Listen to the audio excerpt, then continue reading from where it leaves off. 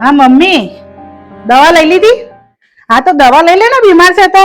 બીમાર પડે એટલે દવા લઈ જ લેવાની મમ્મી. અરે મમ્મી, 1 કલાક થઈ ગયો, હજુ તે દવા નથી લીધી? દવા લઈ લે.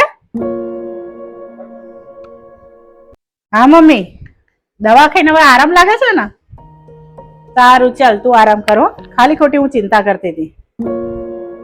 વારની તને જોઈ લઈશું કે તું તારી મમ્મીની ખબર ફોન પર પૂછશે ઘરે પડીએ, પણ મને બીપી વધી જાય છે, ચક્કર આવશે. તું તો એ મારી ખબર પૂછાશે? તો તું મને પૂછાશે કે સાસુમાં તમને પાણી આપું, સાસુમાં તમને દવા આપું, કે તમને ખાવાનું આપું, એવું તું પૂછાશે મને? તું આજ શીખીશ?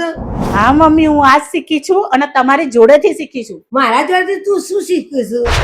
જ્યારે હું બીમાર હોઉં છું ત્યારે તમે ખબર પૂછો છો, અને જ્યારે મોટા બેન બીમાર હોય ને તો તમે દાડામાં એમને 10 થી 15 વાર ફોન કરશો.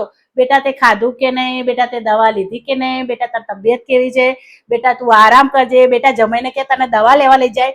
ઉધર તમે તમારા છોકરાને કીધું કે વહુને તાવ આવે છે, એને ચક્કર આવે, જા બેટા એને દવા લઈ આપ. તું જવાબ આલો છો મને હોમાં? મમ્મી, હું તમને જવાબ નથી આપતી, હું ખાલી તમને કહું છું, તમારી જોડેથી જે શીખી છે ને એ જ કહું છું.